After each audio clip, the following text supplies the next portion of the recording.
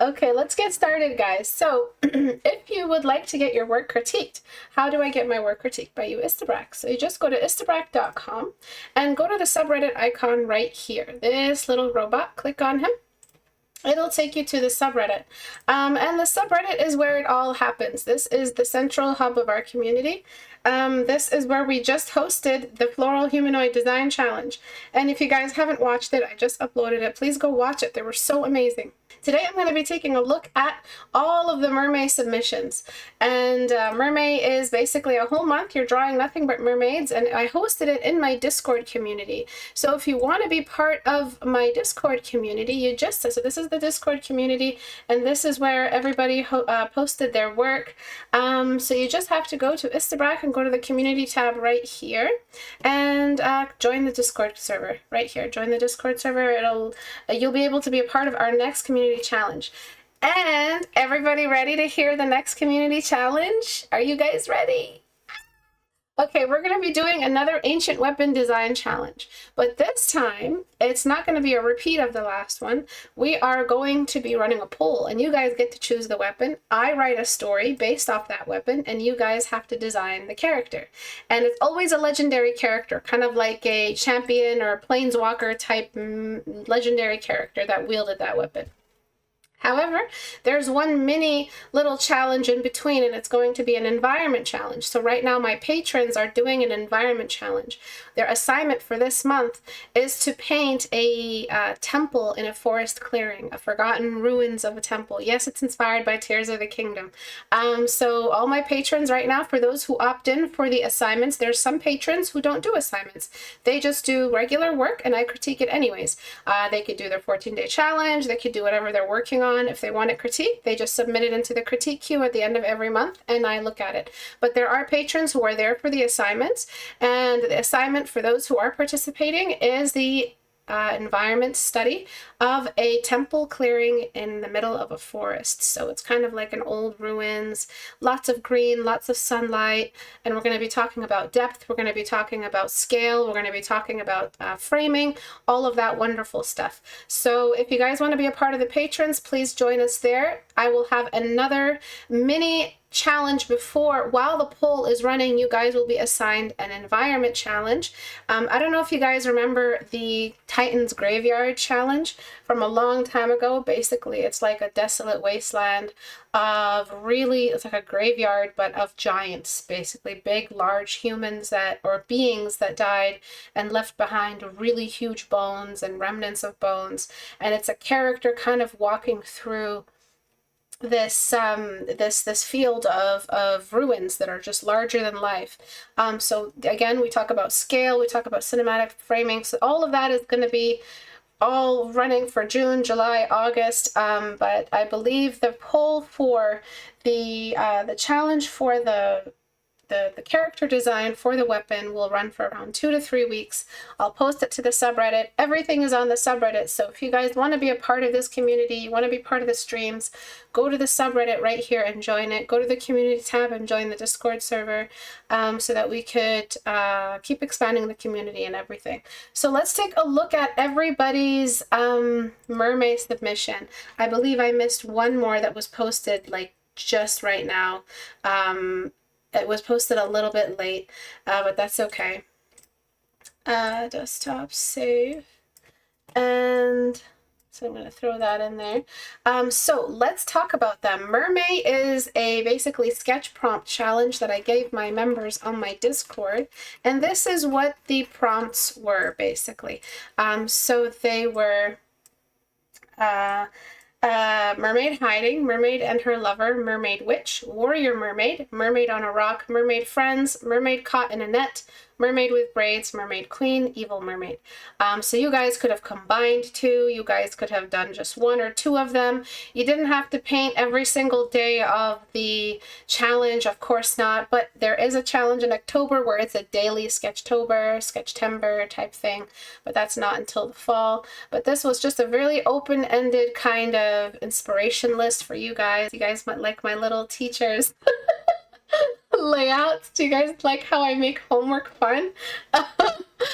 So this is what everybody posted for today, and I'm going to be taking a look at them. So they were wonderful, wonderful submissions. Thank you everyone for participating. I love this one. It's so cute, and I am going to be critiquing them a little bit. One thing that I feel like is kind of lagging this one behind is the shadow. I don't think the shadow is following the perspective. I think that it seems like there's a wall back here, or we're looking from a top angle. It doesn't make much sense to have this shadow like that. So I'm just going to clean that up. And I'm gonna just lower this cast shadow you've got there. Let me see. Okay. So just kind of pushing the shadow back. What it's going to do is just open the space behind. So it's a small little layout change, and I know you wanted to add the shadow for effect, but I think the shadow took more from your drawing than gave it. I really don't feel like the shadow kind of made things a little bit muddy. Also, you're talking about like a piece of glass surrounded by blue. So all of this glass right here shouldn't have any brown in it. It should have blue, because glass catches light and keeps light in it. So I think you should have made that glass a little bit more blue, because glass and the light environment share colors. Write that back to me. The glass and light environment share colors. So anytime you have anything that's transparent, translucent, water droplets, you're supposed to let the color of the background through, and that's how they share those colors. So I'm just getting rid of all that muddiness, and I think the last thing is just your textures. I feel like your textures aren't great right now. You need to really think about what you're doing with texture. Right now, this glass doesn't feel like it's rock. It doesn't feel like it's glass. So what I'm going to do is let some of the light get trapped in that space around the glass. It might help it read better. It's not perfect, because I have to run through each of these really, really quickly. You also have like yellow, maybe it's a pina colada or something. It's supposed to be yellow. If so, go for a more friendly looking yellow, not like a decay yellow. Go for something that feels a bit more fun, maybe just a more saturated yellow, something like that, and let it hover around in the middle as kind of a yellow green, because it's mixing with all of the blue in the glass, if that's really what you wanted to do. But I think a nice sheen of light environment, white and yellow will go a long way. I mean, blue, sorry, will go a long way into making this look like glass. And just something like that, and maybe a little bit more on this side. Just really anything to help it read as glass. Like, you know, just a glass cup or something like that. And there's, of course, the fact that glass is thick. It's not thin like paper, so you have to kind of thicken that line there between where the glass touches the components, the contents of the glass. Do you see what I'm saying? So glass, it's got like thickness to it before the slushy is in there. So what you're doing is you're painting this. And I'm just kind of letting that sit there. And then some will get more light, some won't. And then there'll be like kind of like a thickening of the glass towards the lower half, just like that. So the glass gets kind of thicker, just something like that, and reflects the nearby environment in this like soft brush stroke. So just making the glass feel more like glass. I'm not 100% sure if you meant for this to be yellow slushy, so I'm just going to color correct that back. And just that shadow that I feel like really took away. Also, you could have So this is going to be a crazy change, but you could have made the sun hit her a little bit as well. So once you make the sun hit the character, then you can do something really interesting, which is, so watch this. I'm going to give it too much light, and then I'm going to delete at where I feel like the shade is. All right, actually I'm going to delete and then just pick some areas that the light can shine through. Okay. And basically where the light is kind of sneaking through, and then delete away. Maybe I'll do some more here.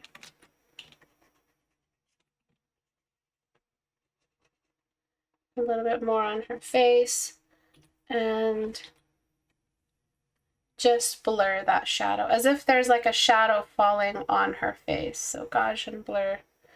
Oopsie, that's okay. Gaussian blur, and just kind of delete away this way.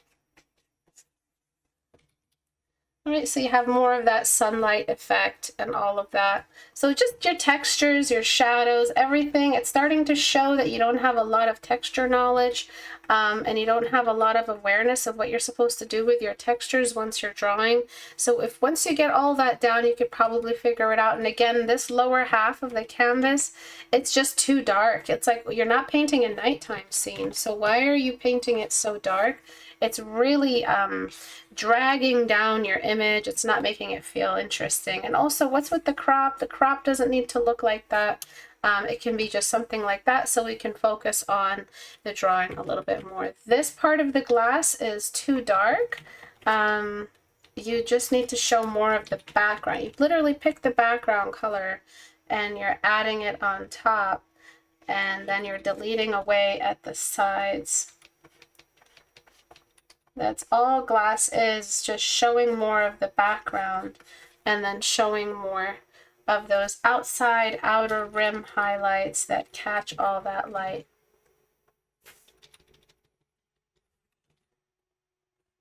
All right, so just there and there.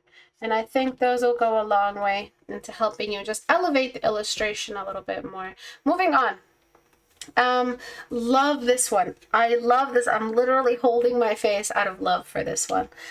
So for this one, I think you could have also benefited from direct sunlight, just on the character.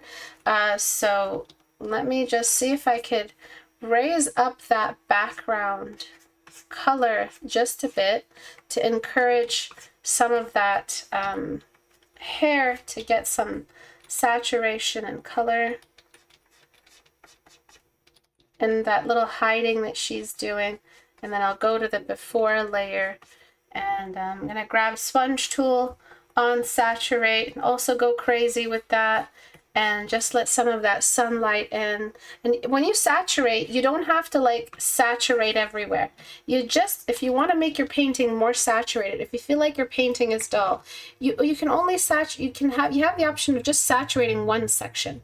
You don't have to saturate everything. You can leave it messy like this, or you can go to the back and like to before the history, like the first time you loaded it into Photoshop, and just like delete at these edges where you feel like you want to keep some of those shadowy, darker areas. If you feel like we added too much brightness. So you see before, it was missing something. I feel like this is what it was missing. And then there's also the see-through, like parts of this kelp or whatever it is. So that there's the rest of this, there's the rest of her, and I feel like it would really go a long way to show her silhouette, and like where she's sitting, and a little bit of that leaf. Actually, you know what, I'll do that leaf after. So all I'm doing is I'm adding in on a darkened layer, slightly saturated blue, a little bit of her silhouette, against this leaf here. And I think that'll really, really go a long way. And of course we blur that because there's no reason why anything should have an edge if it's not an overlap edge. Just something like that goes a long way to making it feel like this is see-through. And then this should have an edge because it's an overlap edge. And I'm not really sure what this little bit is. Maybe it's another bit of seaweed. What I'm going to do with that is, again, take this, drop it in, and put it on darken. All right, and this is like another layering. So we're seeing a lot of light layering on other stuff, and then Gaussian blur that. And then one more layer, just grabbing that back section there. This guy overlapping this guy, and then just filling that in, lowering that opacity, and again, blurring. Blur, Gaussian blur, just like that. So you get all these new extra layers of overlap. You get all this really, really cool stuff. And of course, everyone's noticed it by now, this weird mouse looking thing. That's some space in between her hair and the background. At this point, get rid of it because it's like completely taking over. And subsurface scattering goes a long way, so I'm going to let some of it kind of chill in the shadows. The best place to put subsurface scattering isn't just in the highlighted areas. Oh, it's great here. Everybody loves it here. But where it really matters is right here in the shadows, because that's when subsurface scattering is really doing the work. It's basically illuminating shadows because it's the light caught inside. So this is where it really matters, in these shadowy areas. However, sponge tool is not really doing a good job, so I'm just going to use this area right here, and that's where I'm kind of adding in all of that subsurface. And then I'm going to just show where some of these little openings in between the kelp or the seaweed is continuing into the bottom. And that's it. I feel like that's all we needed to do, really. You just need to go back into this area and figure this out. Figure out the layering. It shouldn't be too hard. You just have to track which of these little sections. By the way, Bilby painted this one, so y'all attack Bilby because they're probably acting like, oh, you know, it's just a bad drawing. And really, it's just like this amazing fucking drawing that looks phenomenal, and I love it, and I just want to see more of it. So yeah, attack Bilby. They act like they don't draw or something, but like their work is absolutely amazing. And I don't know what the heck they think when they say, oh, I can't draw. So yeah, like right here, see this little section? I would just gradient that. I would just grab the background value and then just do a little gradient to kind of disconnect it from that section. It doesn't take a lot of work to finish a drawing. It just takes a bit of organization and logic. But the thing is, artists aren't the best with logic. Even though a lot of our art is problem solving, it's just, it doesn't occur to us that it's not always curves and dances of our wrists. Sometimes it's just logical list making that helps a painting get finished. Yeah, remember that all it takes is a little bit of organization and it goes a long way. I don't know what I just did. And I'm just cleaning that up. And then again, I feel like this is kind of annoying. This little one right here, it should be a little bit darker because it's in her core shadow. If it's in her shadow that she's casting on everything around her in that area, it should not be lit up like that. And then I'm just doing something like this, and you could do something with her tail that's a little bit different. You could bring in a nice different color with her tail. Just anything really goes a long way for the painting. It just looks a bit like just a black hole of death right here. Nothing really is happening. It's very dull, very gray, not red, but not brown. It's just something else. So I'm just gonna give it a bit of color. And then of course her tail will let in some sunlight towards the bottom. And then not too much though, so I go before, did all that, paste it, and just kind of cast the shadow of her tail on her tail. and just something like that. This red right here does not work in this scene, so just try to kind of complement the red up there with a little bit more red here, but I wouldn't combat the rest of your painting with it. I would just kind of let it be muted at the same time. All right, then of course there's the sunlight coming from above. That's always super, super important. You could bring it in as a simple just gradient coming from the top, and then of course saturated shadow color for the bottom of the painting. We always want to do this, always, always. Take a look at the difference between these two changes. Before, after. It's like a whole new world.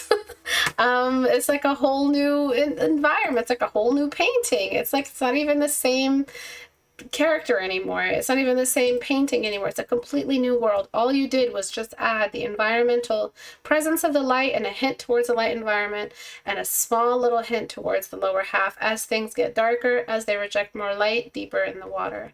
I would clean up the hair. I would clean up around it, but this is such a great piece. I'm so happy that you guys had fun with this challenge. It really just makes it so much fun when I see so many different styles coming in together. So look at that difference. Such a small change made all the difference in the world. Before, after. Okay, so more vibrance, more light, more presence. See that random little space? And a little bit of saturation. The face is just phenomenal. I love her expression. I love everything about it. Just take it a little bit further and you'll get more out of this drawing. So I'm going down the line. This one is really cool, but as you can see, there's not a lot of, I mean, you did fade off this stuff in the back, but it feels like a very, very washed out image. It kind of feels like it's very washed out. So what I'm going to do is I'm just going to shrink this character. Uh-oh, I missed the nipple. I tried to censor all nipples, but please don't rat me out, okay, guys? I'm having enough trouble with my channel. I forgot to censor a nipple. Now we have 2 nipples, so I'm going to get double a strike. I mean, I don't really get strikes, but you never know with this because I've had a whole strike on my channel just because I showed a male butt one time accidentally while browsing for references through YouTube. So you never know. So please don't do anything against my channel, please. I'm just here trying to teach you guys how to doodle. So I'm just gonna cover that up and blur that a little bit. So I pushed her towards the back. I'm not sure why you even brought that character down so low towards the canvas. And at this point, really, it's you just have to, I love the way you drew and designed this character. I love everything about it, but when applying colors, you were too scared. And it's not too difficult to apply value. See, it's so hard to lasso because there was almost no difference in any of your values. They were almost all the same. You should at least be able to lasso between the background and the foreground, but that's not happening with this one. I'm just letting all of this kind of sit in the same realm. And I'm just going to try to bring in some brightness behind her character to some level. Just because of the way she's sitting. She's sitting in this really regal way. I'm going to preserve my lasso. And I'm going to select inverse. Oopsie. Select inverse. Why won't you let me select inverse? Oh. Okay, let me see why it wouldn't select inverse. Select canvas. Paint bucket. Dodge tool. Oh, you know what? I'm just gonna do this instead. So preserve lasso and then select inverse. There we go. And just kind of bring some of that brightness at the top a little bit. I'm letting the brush kind of hit the top of the head more, and then I'm gonna burn towards the lower half, at least with mid-tones. That way we can get some of that depth. It's gonna be tricky because you're already working with such dark values. Maybe you want to keep that kind of stormy look but you still have to have the rules of depth entertained. So then select inverse again, and then getting dodge tool, probably on midtones as well. And then just brightening, and then mostly focusing on brightening the horizon line. That's where most of the fog hangs out. Do you see what I'm saying? So if you could do that, you're going to get a lot of that atmosphere back. And then letting some of that fog hit the foreground now. Now that you have everything figured out, you can let the fog hit the foreground.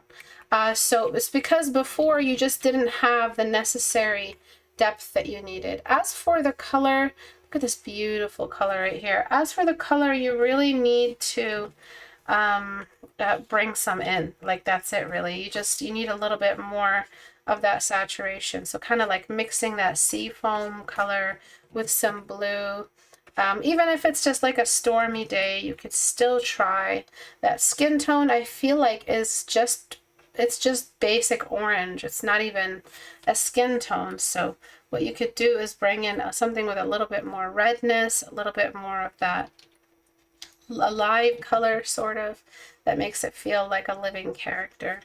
But other than that, really, it's mostly just about the rules of depth that you didn't follow.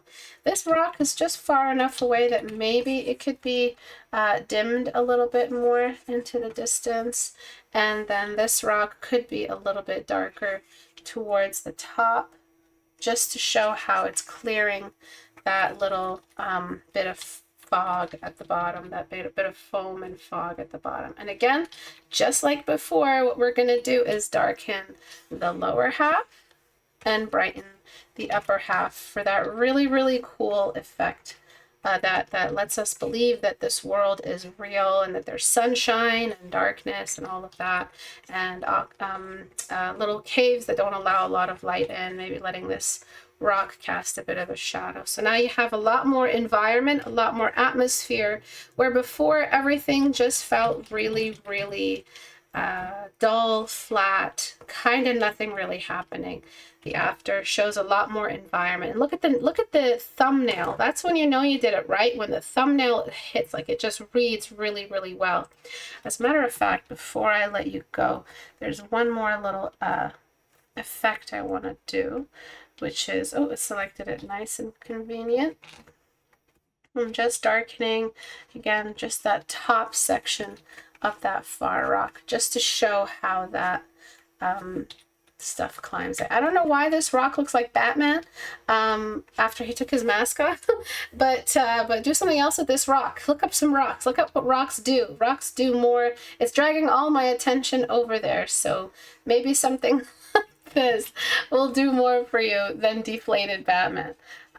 So I'm just doing something a little like that, and that'll just kind of stop demanding our attention back there. Someone's asking me a question. Istebrak, when is Istebrak going to do the Let's Draw Together with her audience on Magma? I don't know what that is. Maybe I'll do it one day. I don't know.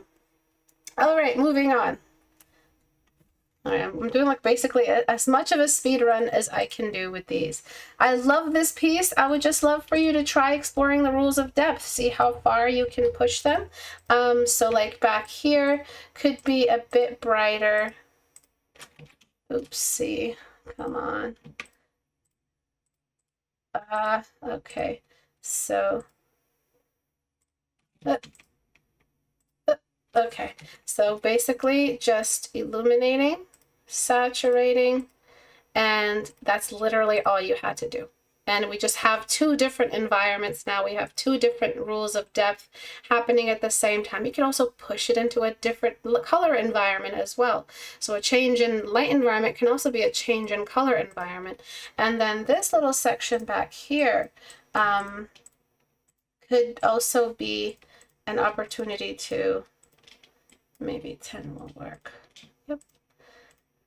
Illuminate one extra step further into the background. And of course we're on the seabed, but she just fell in love maybe with a human, so she's like along the shoreline, so we're not that worried. And again, look at the same exact effect that just a nearby environmental bright value could do if you threw some at the top of the painting and then threw a little bit of light, of shadow, sorry, at the bottom of the painting, using the environment shadows. So using the environment colors to do this. It just instantly elevates your drawing. It just completely takes it to a whole new world. It's not quite Little Mermaid, but it's still Disney, so it's still there. Is that why they released Little Mermaid in May? Because of Mermay? Huh, makes you think. All right, and then let's move on. Okay, so this one is just a little bit too dark. We can't, I mean, I love what you're doing. I love how you balanced it anyway. If you used pure black, you used pure white too. You still balanced it. It wasn't all just pure black. But you have to bring in something that will light up those hidden areas. It doesn't necessarily need to be completely in shadow.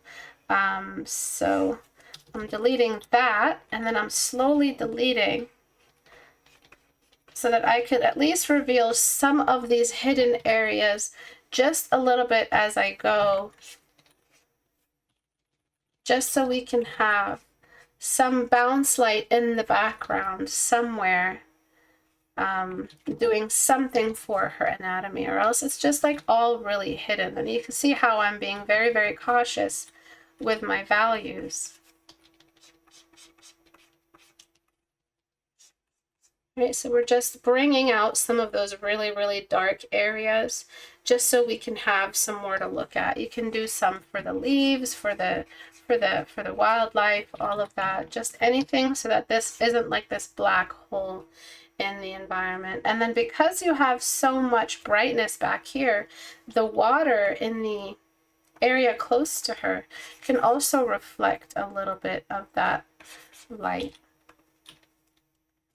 Okay, so just over here, we could start getting a little bit of that light reflected in the water. So I'm just over providing what I need, and then going back,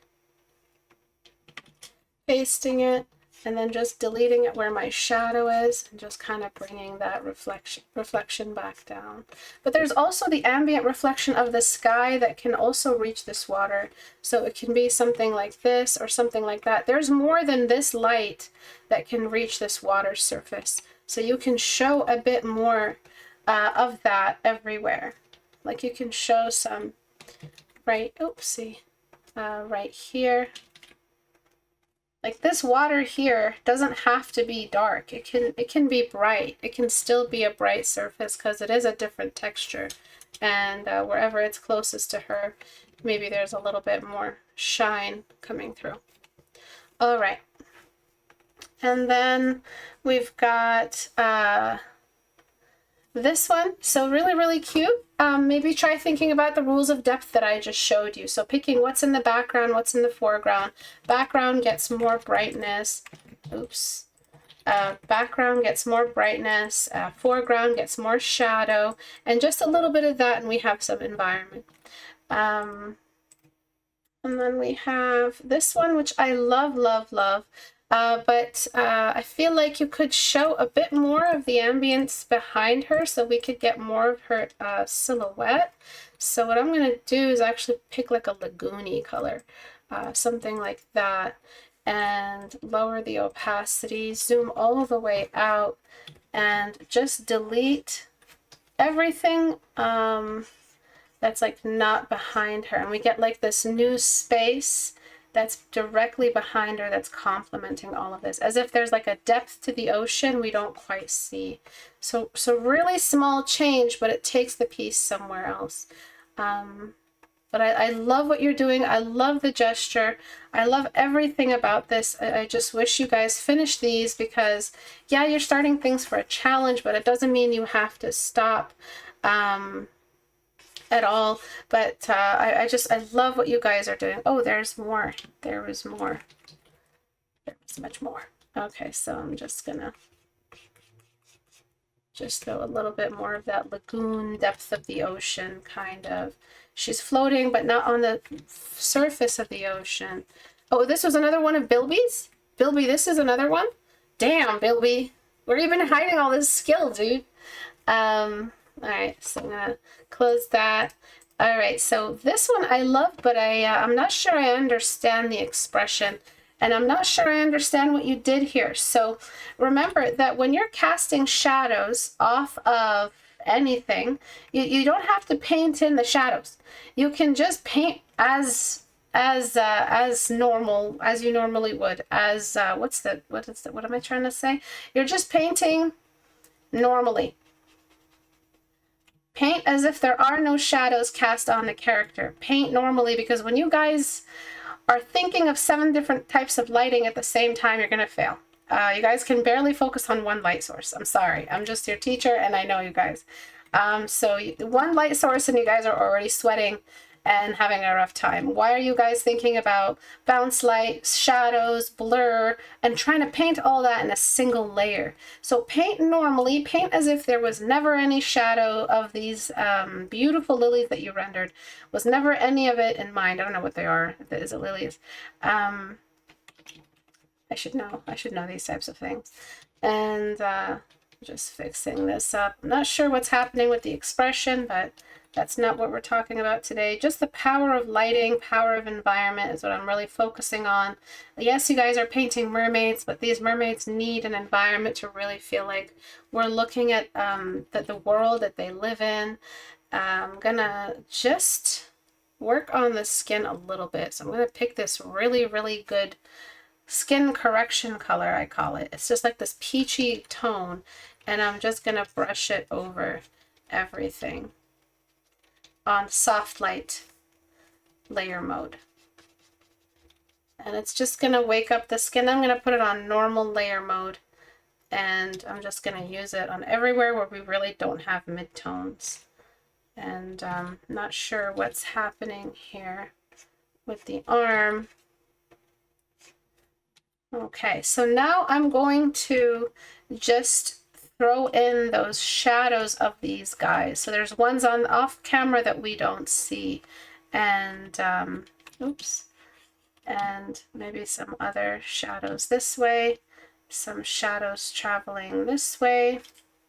And I'm going to pick a skin tone that matches her. It's just her skin tone, but slightly more red and more purple. And I'm going to put it on darken. I'm going to reduce opacity until I feel like it makes sense. And then I'm going to blur and Gaussian blur. These are like the rules of physics that we're applying on this. We're not making things up here. And I'm going to reduce saturation just a little bit and then delete at wherever it was. So you paint things normally, you paint as you normally would. I'm going to blur it even more since she's so far away from these things. You paint normally as if you never really worried about these shadows and these secondary light sources and whatnot.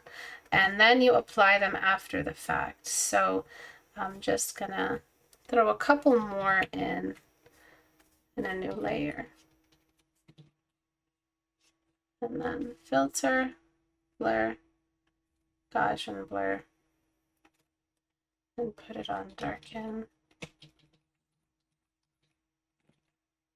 And just kind of rotate it if I can. Just kind of letting her shadow kind of come in. That's really all you had to do. You didn't have to kind of like make a mess of it. Same thing for the rest of the body, is just showing where these vines and these stems, these trees, these whatever that might be causing this shadow, showing how they're kind of like falling over everything in their shape, in their original shape. And you can just brush them right over. It doesn't matter how you do it. You just pick the color of the object receiving it. That's how you know which color to pick. So the skin gets a different color. And then again, filter, blur, Gaussian blur, just to make it look more like a natural blur that would happen in the real world. And that's it. And then just flatten, make sure you get all your rim light where it needs to be. So she's caught in a lot of light. So that's going to be a lot of rim light around her hair at the top. just wherever we have like pure sunlight coming in. And again, the same effect. What is it? Does everybody know it by now? We're just using sunlight on the top half of the canvas, and you can put it on whatever layer mode you want that you feel like works best. So there's color dodge, there's normal. I personally can't see a difference between the two. You can borrow some of that like yellowy, greeny thing going on. Also throw that at the top just so the plants get more of that color. And then you can just layer it in different amounts. Really doesn't matter. Just more white up there and kind of like reducing that color and then reducing that a little bit. And you're just getting more light on the generally the top half of the painting, and you are getting more shadow on the general lower half of the painting with like that bluey, rich, really saturated blue-green color. Close to black, because actually we're looking at a pretty black lower half. And you could always try to wake up some of these areas here with some subsurface scattering. It doesn't have to be that dark. In some of these areas, like you could really just kind of throw in some hidden little windows of light that are coming in through the back. Just kind of catching some light. Let me see if that'll even look nice. So flatten image, oops, and like I guess I lost my lasso. That's not acceptable. Flatten image. Okay, and then just seeing if there's any little pockets of light I could find down here. Even though I threw that little bit of shadow on the lower half, it's still very effective. I'm just seeing how much I can sneak in these areas that it's just too black to be an outdoor scene. Also, she is under a lot of green see-through stuff. So guess what you have to do for that? You have to filter her through a green color layer. Yes, that's what you have to do. I'm going to make it a little bit more blue, but that's exactly what's happening. There's a lot of green in the environment. Everything feels green under this area. So I'm reducing the amount of red visible and just kind of letting some green sit over her head and over her general face, so that we can get some of that green sitting in there. So lots of environment talk today, because you're painting mermaids. There's so much environment in a mermaid scene. There's lots of sky, lots of water, and lots of light. Before, after, moving on. I'm not sure if I've been showing before and afters. Have I been on top of those? Have I been doing enough of those? Let's see these. This is really nice. I think you got everything right where it should be. I think you just have to get rid of your lines, but the rim light, all of that, I feel like you're doing a great job. Maybe throw in a little bit more light behind them, just so it's more of a suggestion of their figures than just, you know, outlining their figures. So let me see if I can pull that off. So it's really just all the children, look away. This is haram. This is haram. Look away, please. Why are you looking at this? This is haram. Astaghfirullah. So I'm just adding a bit more brightness behind them, just so you can kind of get something out of the silhouettes, and then select inverse, and then just picking this color to throw over them, not the moon. And just expanding on that. So deleting for the moon. So we just get more of a silhouette than this is spicy. Do you see that? So it's just a little trick that it makes it so that we can see more of the, like, you know, they're making love. So it's like more of the silhouettes. Like, how do they do it in movies? They kind of just suggest that it's happening instead of, I mean, not before at least, there was common decency. Now they show everything. I'm joking. So we're just seeing more of the silhouette, which makes it feel more romantic and mysterious and hidden, and oh, the forbidden lovers type of thing. All right, so this one is really well done. It's just sketches for now. I'm really happy with it, but I think you could have put in some kind of detail here. It could have been just as simple as some scale detail, anything like that really. Maybe some kind of detail running across, just some simple scales that kind of shrink the closer we get to the top. Anything really, because it feels just a little bit empty and all of a sudden we're just hit with all this detail. So just, it slowly builds up, the detail slowly builds up, maybe some kind of like extra detail on the fin or something like that. But beautiful job. Look at those clean lines. Wow. This one is also very, very beautiful.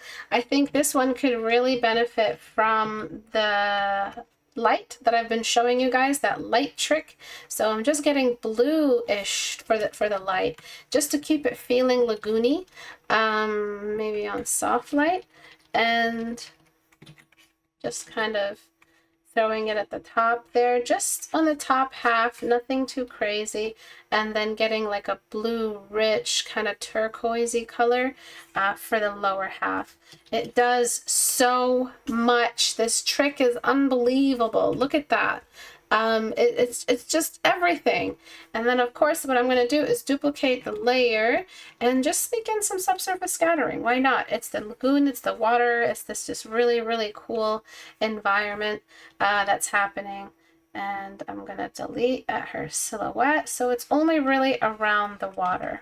It's not on her character. Remember, there are different levels of saturation for different types of objects, and which have different types of densities and all of that.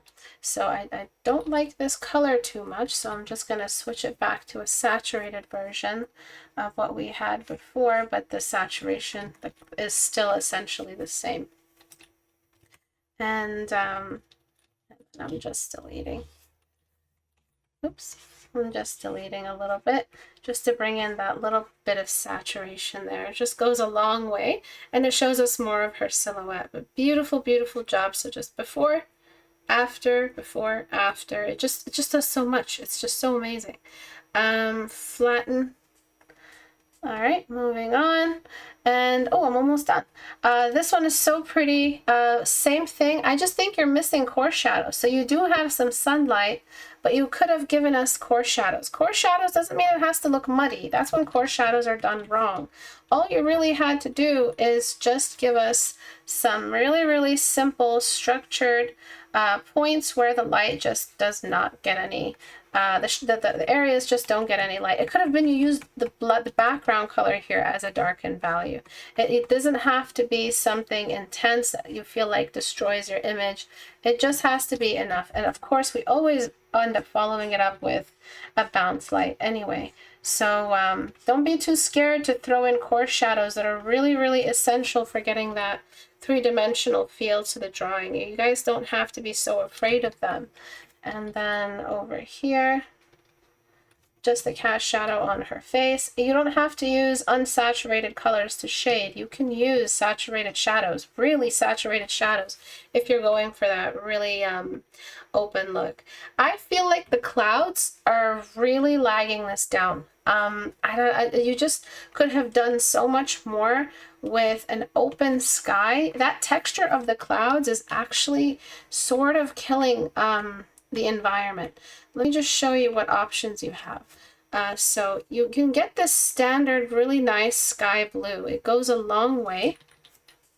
I'm just gonna drop it in, and then you could slowly suggest that there are some clouds in the background, but make it so that we see more of the, so I'm going to darken it towards the lower half, make it so that we can see more of that really strong sky blue sunlight that's happening at the top. You don't have to try to, do I still have my lasso? That's it. That's all that my life is, just wondering whether or not I still have lasso. No, so I don't have lasso anymore. Deselect. Yeah, I shouldn't have deselected. Okay, that's okay. So I'm going to delete a little bit there, delete towards the lower half, and then go towards the top half and just bring in that strong sunlight color, just coming in from the top. So I feel like those clouds are kind of intense. They're really just kind of pulling down at the environment. A more clear sky color that's really saturated, and kind of more open goes a long way. I still lost my lasso. What the hell? Just goes a long way for the illustration. If you want to have clouds, maybe blur them a little bit. But before, it just felt more storybook. But if that's something you like as well, you can also go for that. And of course, you just need to frame this bottom half as a big white splotch. That's not acceptable. That takes away a lot of what you're doing with the composition. So we're just darkening that. Normally, just darkening that lower half of the canvas just a bit. And it just adds so much more environment with so little effort. Okay, so before, after, before, after. Just a little bit of extra environment, very, very little effort, and your image is just elevated. We keep going back to this one. Same thing with this one. I feel like your silhouette could be enhanced a little bit more. It doesn't have to be so dark. It could be a very, very simple solution. You just do this. Did not select the moon as well. I don't like that. Why are you giving me such a rough time?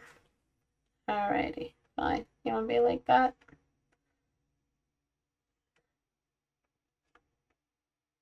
So these challenges, they happen in the community quite often. So please join us on the Discord community. It's not hard to join.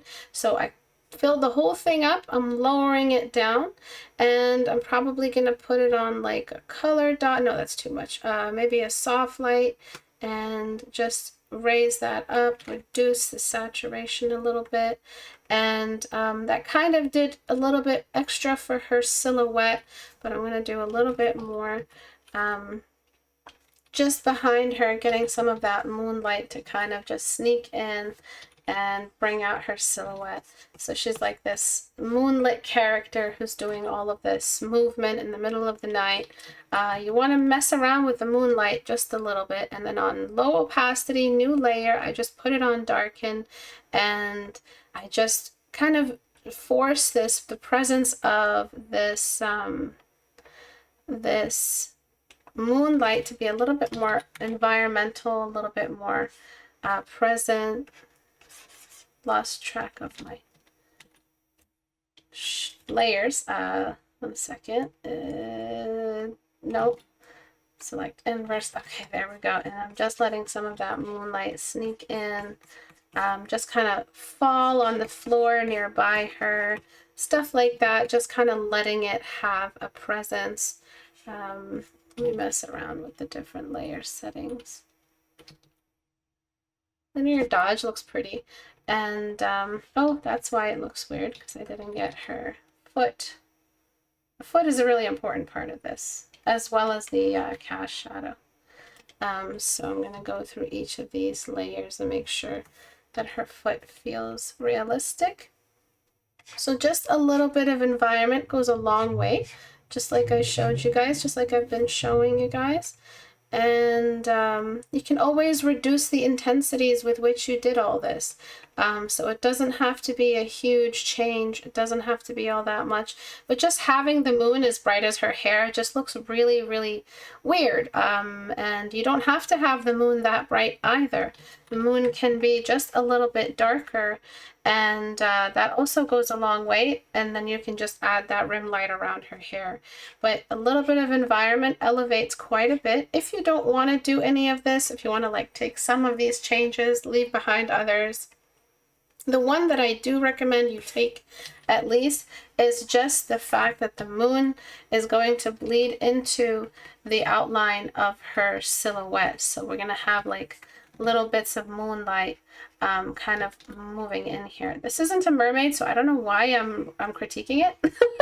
I just noticed this is not a mermaid. What's it's just the computer Istebrak just started critiquing and didn't stop. So yeah, whatever. Just a little bit of light, a little bit of shadow, and a little bit of a glow.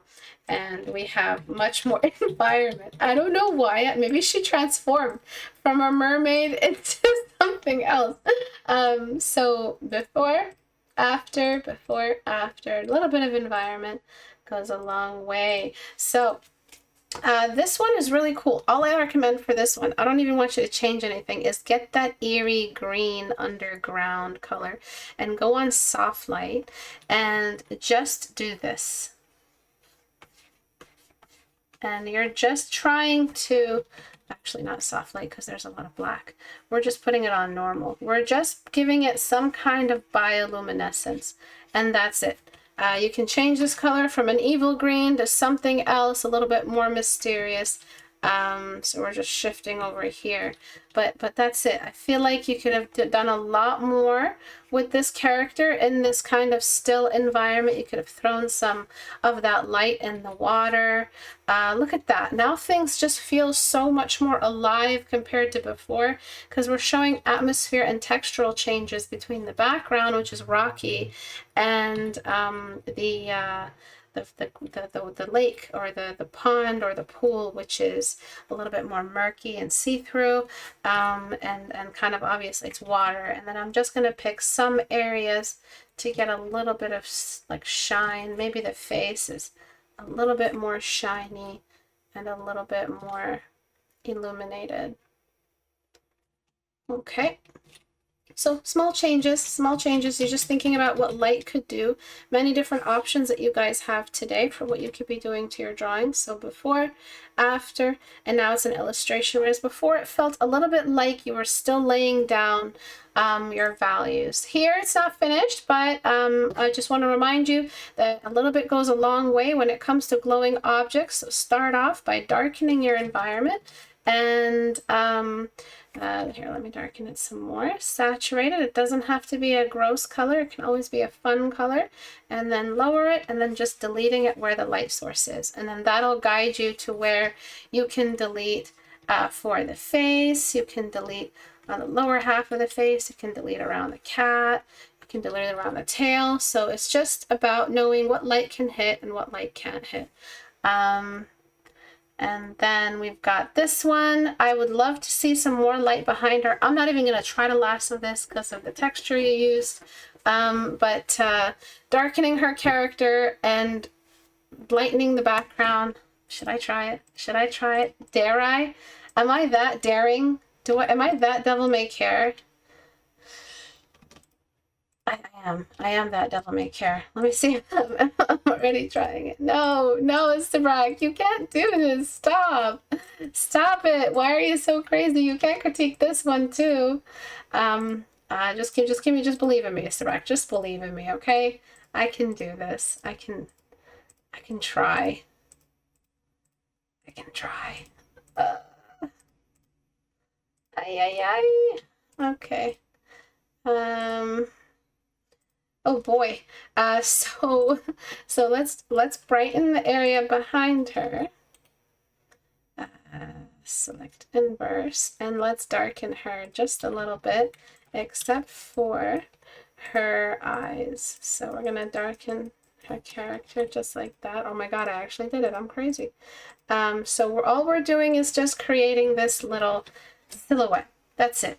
And then we're just kind of helping the scene along by creating like a band of light. The band of light could move from here to there. And then if you want, you could just add a little bit, you could just add a little bit of brightness to her eyes, if you'd like.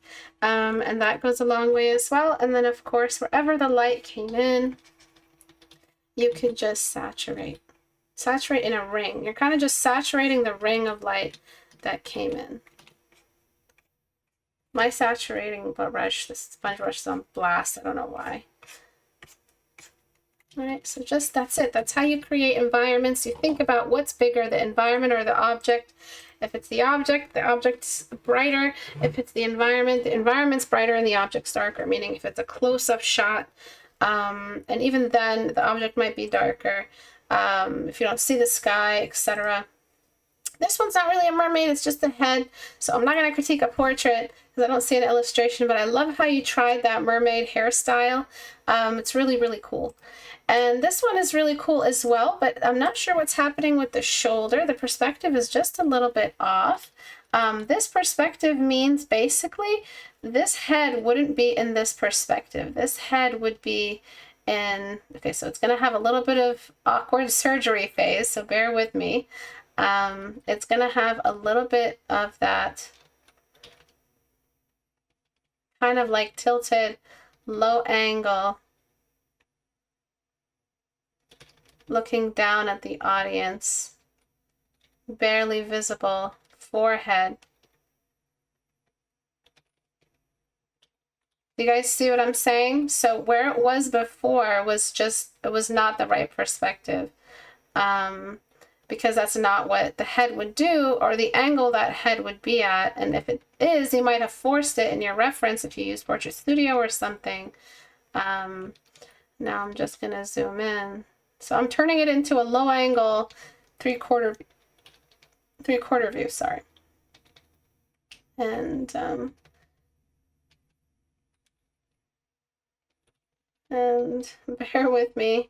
This is crazy. I'm doing so many changes. I need a nice I need a nice tall glass of water, a long glass of water after class, like ice cold water. It's like 80 degrees here in New York today. And I'm sitting right beside my really, really hot heater computer.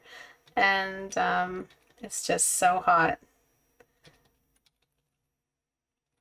And so you see the perspective changes that I just did. So before, it just doesn't work. You're choosing a low angle body perspective on a normal head-on camera angle head perspective.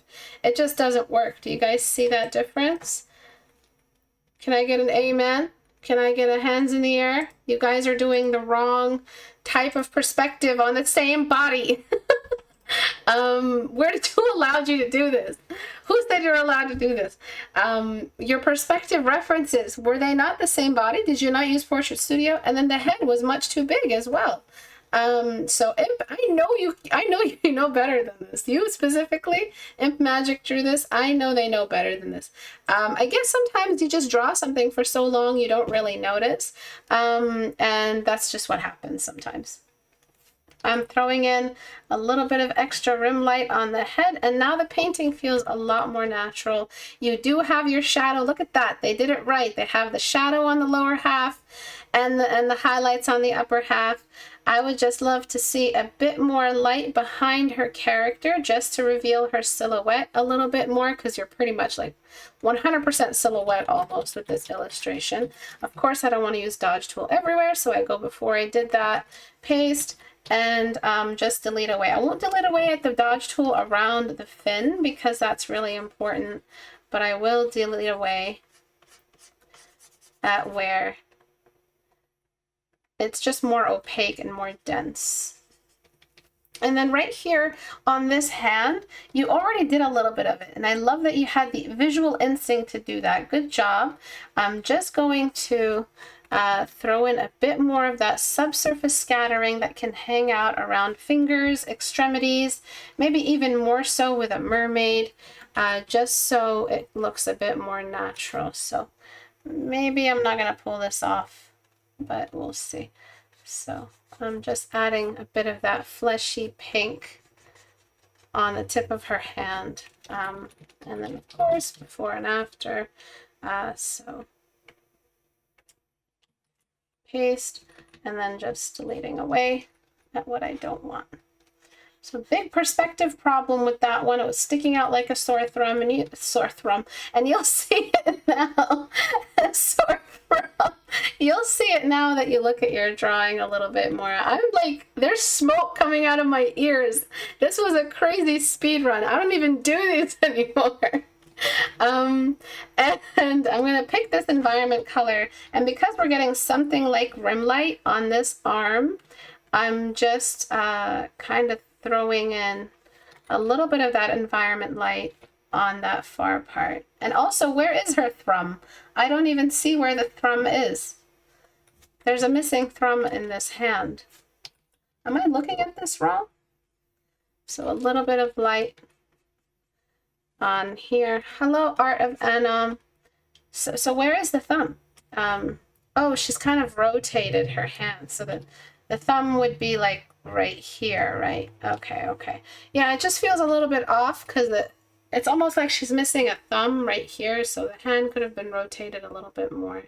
The lower half of the canvas feels just a little bit too dark, so I would just really try to bring out some of that, the brightness of the lower half, just as much as you can.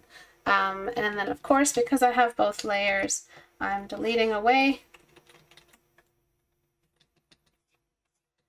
to reestablish her silhouette.